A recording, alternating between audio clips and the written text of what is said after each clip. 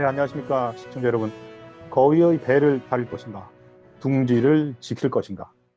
김용범 청와대 정책실장이 11일 날 밤에 띄웠던 페이스북 글이죠.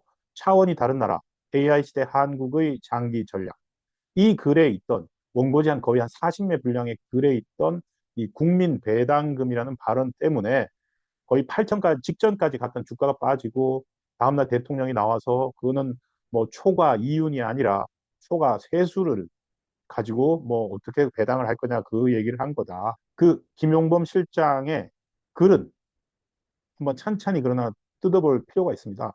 이 AI 시대 반도체 호황으로 삼성전자와 SK 하이닉스가 막대한 이익을 벌어들이는데 이거를 전 국민이 나눠야 한다.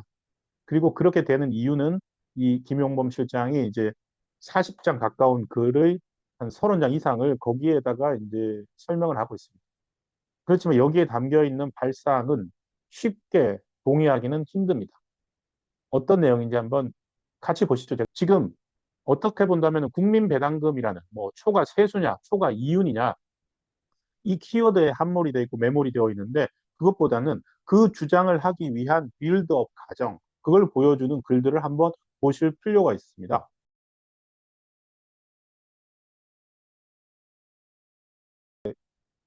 용범하고 김용범 되어 있고 팔로워가 17,000명이 넘습니다. 그러니까 17,000명 이상이 이 정책실장을 팔로우를 하고 있고요. 재밌는 게 정작 자기는 아무도 팔로잉 안 합니다. 그러니까 오로지 발신을 위한 거죠. 누구 다른 사람 글 안 봅니다. 네. 그런데 여기에 11일 날 저녁에 원고지로 거의 40장 가까이 되는 제가 그러니까 37.8매 이 정도 되던데요. 원고를 해보니까 되는 글을 올렸습니다. 그 제목이 차원이 다른 나라 AI 시대 한국의 장기 전략이다. 라고 시작을 합니다. 자, 지금 한국에서 일어나고 있는 일을 기존 경기 순환 관점에서 보려고 하면 어긋난다.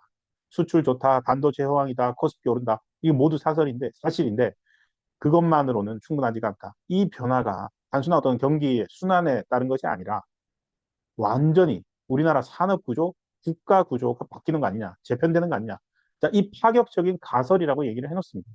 그러면서 바로 뭘로 뛰어 들어가냐면은 AI 지금 이 삼성전자나 SK 하이닉스의 메모리 엄청난 호황이다. AI 때문이지 않습니까? AI에 들어가는 광대역폭 메모리나 이런 것들을 거의 수요를 우리나라 기업들 두 기업이 맞추니까 불과 몇 년 전까지만 해도 뭐 메모리 삼성전자 힘들었는데 지금 잘 살아났죠. 그래서 AI는 소프트웨어 산업이 아니라 산업 인프라다.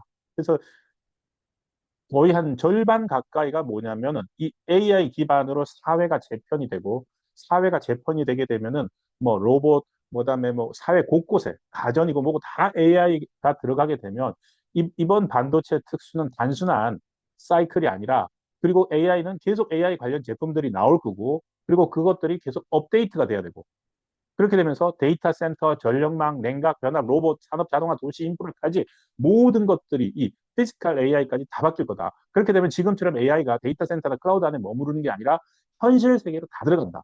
그렇게 되면 메모리 반도체, 전력 장비, 배터리, 정밀기계, 센서, 디스플레이, 오만데 다 들어가게 되면은 이것은 하나의 그 지금까지의 메모리에 삼성전자도 메모리가 좋았다 나빴다 계속 그렇게 하고 집적도가 좋아질 때마다 퀀텀 점프를 하고 했었는데 이번에는 완전히 다르다라고 자기가 그냥 가설을 세운 겁니다.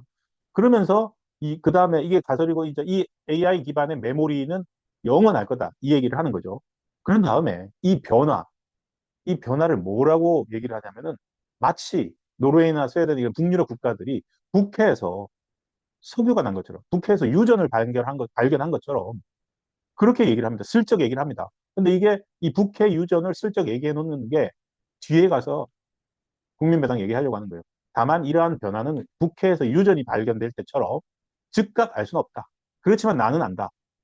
처음 시작할 때 가설이라고 했지만 그 거의 이 글의 40매짜리 원고의 거의 절반 이상이 AI 시대에 의한 메모리가 거의 이제 뭐 어마어마한 우리 산업의 인프라를 바꾸고 있다. 이 얘기를 계속 합니다. 그래서 미리미리 준비를 해야 된다. 이 북해 유전과 같은 것이고, 어, 이것은 이제 우리가 어떤 순환형 수출 경제가 아니라 이 메모리 기술을 가지고 독점적 경제 구조로 전환이 가능하다. 그렇게 하면 어마어마한 호황이 될 거다. 그런데 문제는 이른바 K자형. 그러니까 발전하는 건 더 발전하는데 K자처럼 또 아래쪽으로는 격차가 더 커진다. K자처럼. 그러면서 AI 시대의 초과 이유는 속성상 집중될 수밖에 없다. 그래서 그거는 뭐 메모리 기업 주주나 핵심 엔지니어, 수도권 자산 보유자 이런 사람들한테 집중될 거다. 그래서 아무리 부유해진다고 하더라도 부의 분포는 자동으로 확산되지 않는다. 라고 하면서 해법을 두 가지를 얘기합니다. 기존 해법은 크게 두 가지였다. 이게 관료의 머릿속에도 이거밖에 없는 거예요. 공공 일자리 확대, 다른 하나는 복지 이전 지출 확대. 그러니까 보니까 세수를 가지고 하는 건 맞는 것 같아요. 공공 일자리를 확대하거나 국가가 할 수 있는 거죠. 그리고 복지의 이전 지출 확대. 이 두 가지를 가지고서 K자형 격차를 메꿀 수 있는 건데 이거 가지고는 한계가 있다. 그리고 이 둘만으로는 안 된다. AI가 거의 모든 업무들을 빠르게 대체해 나가는데 이것은 분배에 적합하지 않다라고 주장을 합니다. 그러면서 새로운 사회 계약으로서 국민 배당금을 제안한다. 그래서 계속 밑자를 깝니다. 앞에 논지들을 수긍한다면 재정 문제는 자연스럽게 따라온다라고 얘기를 하고 있는 거죠. 그러면서 참고 모델이 있다. 1990년대 노르웨이가 석유 수익을 국부 펀드에 적립을 하고 그 운용 수익을 재정 원칙에 따라서 뭐 사회 환원하는 구조를 만들었다. 그러면서 슬쩍 AI 인프라 시대의 과실은 특정 기업만의 결과가 아니다. 전 세계에 걸쳐서 전 국민이 함께 쌓아온 산업 기반에서 나옵니다. 그러면 이제 농민들 뭐 다 요구할 수 있는 거죠. 노조뿐만이 아니라. 이것이 바로 설계의 정당성이다. AI 기업이 인프라를 쌓아서 나온 과실은 특정 기업의 결과가 아니라 그 과실의 일부는 전 국민에게 구조적으로 환원되어야 한다. AI 시대 초과 이윤을 인간의 삶으로 환원하는 첫 번째 국가가 될 것이다. 정말 가슴이 웅장해집니다. 실제 이 김용범 실장의 페이스북에 가면 그런 댓글도 나옵니다. 아, 하나하나 따져보면요. 평생 이렇게 경제 관료로 살아오셨다는 분이 갖고 있는 발상이 너무너무 약탈적입니다. 여기서 우리 사회를 우리가 지금까지 성장해 왔던 근거가 됐던 어떤 자본주의적 패러다임, 시장 경제 원리, 그리고 주주 자본주의 원리들이 다 무너지는 발상을 최고 본부에 있는 그것도 청와대 정책실장이 갖고 있었습니다. 그렇지 않아도 지금 그 AI 슈퍼 사이클 때문에 삼성전자 영업이익이 거의 300조로 예상이 되면서 이걸 놓고 지금 노조 같은 경우에는 영업이익의 15%를 성과급으로 지급하라고 요구를 하고 있죠. 거기다가 노조만 있습니까? 아니, 협력사. 우리도 그 성과에 기여했는데, 우리는 왜 빼놓냐? 뭐, 노란봉투법 때문에 협력사들도 원청에 요구할 수 있는 법적 자격이 생겼잖아요. 그렇게 나오니까 이제 농어촌도 지금까지 지역사회 우리도 기여했다. 어? 그러면서 또 어떤 분배를 요구하고 있는데, 여기에 청와대 정책실장이 나서서 이른바 이 국민 배당이라는 걸 만들어서 이제 근데 과연 이게 논리적으로 맞느냐? 지금 AI 인프라는 특정 기업만의 결과가 아니래요. AI 메모리가 국회에서 유전해서 석유난 겁니까? 노조는 노조대로, 협력사나 농어촌 이쪽 지역사회에서는 지역사회대로 이 영업이익을 대해서 이제 내놔라 이러고 있는데 갑자기 정치권에서 지금 말입니다. 초과 이익이라는 개념, 초과 이윤이라는 개념을 들고 나옵니다. 아니, 기업의 초과 이윤이 뭡니까? 이윤이 많으면 많을수록 좋은 거죠. 뭐 초과 이윤은 뭐 하면 안 됩니까? 그냥 이윤이 많으면 많은 거예요. 근데 초과 이익이라는 개념을 만들고 그건 돌려줘. 국민들 줘야지. 이렇게 분배 압박을 하는 거예요. 자, 이거를 김용범 실장의 국민 배당금 가설이라고 하겠습니다. 3단 논법입니다. AI는 단순 소프트웨어가 아닌 산업 인프라다. 자, 반도체 호황은 이제 더 이상 과거와 같은 순환 구조가 아니라 경기에 따라서 좋았다 나빴다 지지 않고 구조적으로 초과 이윤을 창출할 수 있다. 미래를 내다보네요. 그리고 거기서 나오는 이유는 반세기에 걸쳐서 전 국민이 쌓아온 기반에서 비롯된 것이다. 이건 국민 배당금으로 나눠져요. 구조적 초과 이윤을 어떻게 사회적으로 제도할 것인가. 과실의 일부는 전 국민에게 구조적으로 환원되어야 한다. 자, 공은 던져졌습니다. 이윤을 말입니다. 김 실장은 AI 시대 초과 이윤을 반세기에 걸쳐서 전 국민이 함께 쌓아온 과실이 정서적 서사를 하죠. 감정적으로 이렇게 함께 하죠. 국민기업 모두의 땀방울, 상생과 연대, 성장의 과실을 공유해야 된다. 이렇게 하고 있는데요. 이 본질은 사유재산권에 대한 침해고요. 자본주의 원칙의 훼손이고 계약 질서를 무력화시킨 겁니다. 이 기업이 이 이익이라는 게 기업은 실패에 대한 리스크, 위험을 감수하고 자본을 투입해서 이익을 본 겁니다. 이거를 국회에서 석유가 난 것처럼 천연 자원처럼 생각합니다. 어떻게 AI 메모리가 천연 자원이 될 수 있습니까? 삼성전자 불과 몇 년 전까지 좋았죠. 좋았지만은 또 힘들 때도 있었거든요. 적자를 낼 때도 있었어요. 그런 적자 내고 망해갈 때 손실을 함께 나누자. 이럴 정치인이나 노조 아니면은 뭐 국민들이 있습니까? 그러니까 기업의 본질은 불확실성을 감수하면서 이익을 내는 건데 이 적자가 날 때는 이렇게 모른 척 하다가 지분을 가진 것처럼 이렇게 달려드는 모습이 저는 잘 이해가 되지 않습니다. 이거는 시장 경제의 보상 체계를 완전히 뒤흔드는 겁니다. 그 전문가들은 모든 비용과 세금, 임금 다 지불하고 난 다음에 남은 거를 가져가는 게 이제 주주고 그건 고유한 권한이라고 정당한 거라고 하더라고요. 그거에 대해서는 누구도 침해할 수 없대요. 근데 지금 그걸 내놓으라는 거예요.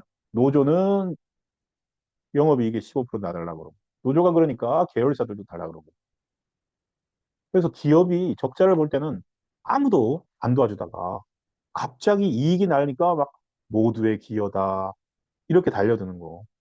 솔직히 과거에 반도체 기업들 힘들 때도 있었는데요. 당장 최근에 뭐 주 52시간제 이런 것들도 안 도와줬잖아요. 손실 날 때, 기업들 힘들 때는 가만히 있다가, 어쨌든 이런 식으로 시장의 룰을 깨는데, 노조나 뭐 사회나 이럴 수 있는데, 지금 최고 권부에서 청와대 정책실장이 저런 주장을 하고 나오네요. 거기다가, 아까 그 40매 되는 글에서 노르웨이 석유 얘기를 두 번이나 했습니다. 노르웨이 석유하고 반도체하고 같은가 봐요. 근데 아예 본질적으로 다르죠. 노르웨이 석유는 그 땅에서 나온 천연 자원입니다. 이렇게 뭐 그 소스의 자원의 본질, 획득 과정, 국가의 기여 이렇게 구분을 해봤는데요. 천연 자원하고 기업이 수십 년 동안의 노하우와 지식, 자본 집약적인 어떤 기술, 극한의 기술 혁신을 가지고서 만들어낸 것을 마치 온 국민이 희생해서 만든 것처럼 얘기를 하지 않나. 아까 뭐라고 했습니까? 김용범 실장 말로는. 반세기에 걸쳐서 전 국민이 함께 쌓아온 산업 기반 위에서 나왔다. 개념도 모호합니다. 그냥 마음에다 허수하는 거예요. 반세기에 걸쳐서 전 국민이 함께 쌓아온 산업. 그럼 삼성전자 주주인가요, 온 국민이? 그리고 이게 반도체는 석유가 아닌데 이거를 이런 식으로 개념을 막 흔들어 버립니다. 그리고 획득 과정은 그 물론 탐사와 발견에 아마 노르웨이 국부펀드가 그건 거의 공기일 거예요. 탐사나 발견 과정에 우리나라도 저기 윤석열 정부 때 대왕고래나 이런 것들 석유공사에서 하잖아요. 공기업들이 하거든요. 그거에 대해서는 국민적인 어떤 걸 할 수가 있죠. 근데 삼성전자 공기업입니까? 반도체를 어떤 자연이든 횡재처럼 그렇게 생각하는 것도 이게 어불성설입니다. 말이 안 되는 거죠. 이걸 가지고서 온 국민이 반세기 동안 쌓아온 산업 기반이라고 주장을 하면서 경제학 기본 원리도 다 무시하는 거잖아요. 이게 이제 자녀 청구권이라는 얘기를 경제학자들은 하더라고요. 신문에 지금 나오고 있습니다. 그러니까 자녀 청구권이 뭐냐면은 남는 거. 그러니까 이유는 주주들이 가져간다는 거예요. 주주는 뭐냐? 총 수입이 있으면 제일 먼저 임금이 나갑니다. 임금은 그러니까 회사가 망해도 임금 다 챙겨줬잖아요. 그게 확정 청구권이라고 합니다. 기업의 적자 여부와 무관하게 제일 먼저 확실하게 챙겨주는 거예요. 그 다음에 지대, 이자. 그리고 이 모든 것들을 정리하고 손해가 났어. 그럼 그 손실도 떠안아야 되는 게 주주와 기업가예요. 그리고 손실을 떠안는 만큼 이윤이 났을 때도 떠안는 거죠. 그래서 리지듀얼, 최종 잔여물, 그거에 대해서 갖고 있는 권한을 갖는다는 겁니다. 그렇지만 노동자는 불확실성을 짊어지지 않는 악정 청구권자거든요. 그래서 이윤을 전문가들은 이렇게 얘기를 합니다. 경제학자들은. 이윤을 노동자의 청구 대상으로 이렇게 삼는다는 것은 자본주의 배분 시스템의 붕괴를 의미합니다. 그러는데 청와대 정책실장이 거기다 또 불을 지른 거죠. 국가도 한 숟가락 더 얻는 거예요. 지금 미치고 환장할 노릇이겠죠. 이것은 거기다가요 이런 말까지 합니다. 나라가 해준 게 뭐가 있냐. 우리나라는 직접 보조금 없습니다. 뭐 지금 뭐 전기료 깎아줬다 뭐 이런 얘기들을 하고 있습니다. 그런데요 미국조차도요 현금 보조금 막대하게 뿌렸습니다. 반도체 산업. 그렇게 하고 나서 그 이윤이 났을 때도 지원했던 현금 보조금의 한 75% 이내, 75% 이내에서 가져갑니다. 그럼 우리나라 어떻게 했습니까? 지금 주 52시간제도 그 예외 좀 해달라고. 이 반도체 산업은 계속 돌아가야 되는데 주 52시간제 예외도 안 지켜준다고 했잖아요. 더불어민주당 지금 기사도 있었습니다. 그때. 몇 년도 기사입니까? 2024년 2년 전 기사네요. 삼성전자가 고위직 국회의원실 일일이 돌면서 절박함을 호소했다. 10년만이라도 주 52시간 예외를 좀 해달라. 그랬으나 연구개발 인력이나 이런 거 더불어민주당이 반대하고 있다. 그래서 못했다. 이런 얘기죠. 그러다가 지금 와서는 이제 반세기 동안 온 국민이 쌓아온 산업 기반 위에 있기 때문에 국민 배당을 해야 된다고. 연예인 누가 있잖아요. 나 몰라라 하고 거의 어릴 때 헤어졌던 부모, 어릴 때 그냥 버리다시피 해서 방치했던 사람인데 나중에 딸이 성공해서 돈 버니까 그거 챙기겠다고 나타난 그런 나쁜 부모하고 뭐가 다릅니까? 그리고 무엇보다 걱정되는 게 한국에 대한 외국의 시선입니다. 당장 이게 처음 불거진 게 블룸버그 기사 때문 아니었습니까? 그러니까 대통령까지 나섰던 건데요. 그 뭐 초과 이윤이다, 초과 아니라 뭐 초과 세수다 이렇게 대통령이 나서서 했지만 저는 이 김용범 실장의 원 글에 있는 이 발상을 보자는 겁니다. 이 지금 블룸버그 기자들이나 해외 투자자들이 그 페이스북에 올라 있는 청와대 대한민국 정책실장의 글을 안 읽어봤겠습니까? 그 글을 읽어보고 나면은 아 이건 아닌데 과연 한국이 정상적인 자본주의 시장경제 국가로 앞으로 미래가 있을까 의심하게 됩니다. 신입이 개입해가지고 초과이익 공유제라는 어떤 현금 분배를 강요를 하고 국민 재산권에 대해서도 이제 글로벌 투자자들이 이거 내가 삼성전자 주주인데 내가 이인을 더 가져갈 수 있는데 국가가 가져가 버리네. 또 종업원들 노동자들도 좋아야 되네. 뭐야? 내가 삼성전자 투자했는데 주주인 나는 한다고요. 그래서 이게 대규모 엑소더스로 나올 수 있다는 거예요. 그리고 이렇게 돌아가게 되면은요, 기업, 혁신 동력 이런 것들이 기업 내에서 완전히 사라집니다. 바로 나타나지는 않겠지만, 당분간 호황이고 하겠지만은, 반도체는요, 메모리 산업은 지금 끊임없이 집적도를 높여왔잖아요. 뭐, 256메가에서 시작해가지고 지금 뭐 나노 단위로 나오고 또 뭐, 이렇게 쌓고, 그럼 R&D를 하려면은 성과에 대한 보상, 그러니까 예를 들어서 연구개발 인력들한테는 또 엄청난 보상을 또 해줘야 됩니다. 지금 저 삼성전자 노조가 하는 거는 누구잖아요. 다 나눴자는 거예요. 화장실 청소하는 사람들, 뭐, 이런 사람들도, 야, 나도 다 갖고 와. 나도 노조원이야. 그거 아닙니까? 지금 그렇게 하니까 협력업체들도 내놓으라고 하는 거. 지금 이게 당장은 뭐 주머니에 다들 돈이 들어가니까 좋을지 모르지만 장기적으로 갖고 올 수 있는 미래는 어떻게 망가질 수 있는지. 그래서 지금 한금알 낳는 거위의 배를 가르는 가장 확실한 방법이다. 이런 말까지 하고 있는 거 아닙니까? 워낙 막대한 이익이 났고, 그리고 하이닉스나 이런 데서 이익 배당에 대한 또 전제가 있고 하니까, 선례가 있고, 전례가 있고 하니까, 저 요구를 뭐, 잠재울 방법들도 없고 하니까, 뭐, 주식 기반 보상을 하자.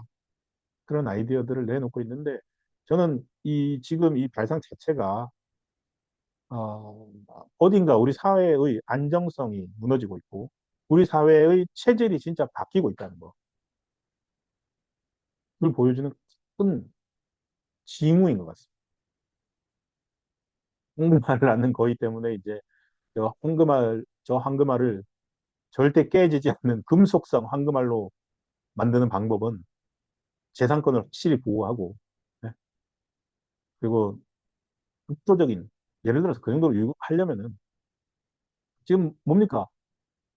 호남이는 선거 때 되니까 반도체 클러스터 저기 땡겨달라고 하잖아요. 전라도로 가져가자 뭐 이런 식으로. 아, 정말 답답합니다. 결국 이 코리아 디스카운트가 가져올 미래, 우리 성장 동력의 상실, 그리고 투자자들의 탈출, 이런 것들이 이 정치적인 수사로, 네, 국민 배당금이라는 걸 만들어. 저는 이거 100% 선거용이라고 봐요. 선거 때 돼가지고 지금 던진 거라고 봅니다. 언제나 하겠죠. 근데 지금 필요한 거죠. 그래서 진정한 AI 시대를 맞으려면은 기업 주머니 틀어가지고 이렇게 배당금 주고 이렇게 하자는 게 아니라 이 어마어마한 경쟁입니다. 이 AI 메모리 반도체요.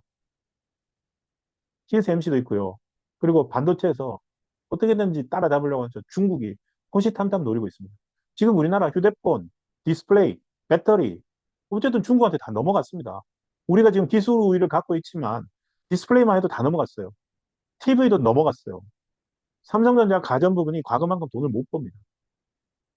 패러다임이 슬슬 바뀌고 있는데 AI 메모리라는 환상에 아니 정부가 저렇게 빠지면 어떡합니까? 그래서 저 정치적인 저 국민 배당금이라는 저 정말 달달한 말로 국민들을 환상에 빠지게 하는데요. 여기서 빨리 깨어나야 돼요. 제가 오늘 말씀드린 내용은 여기까지고요. 여러분들 생각은 어떠신지 댓글로 많이 의견도 남겨주시고 자주 못 올려서 죄송한 말씀 드리지만 어쨌든 구독도 좀 부탁드리겠습니다. 감사합니다.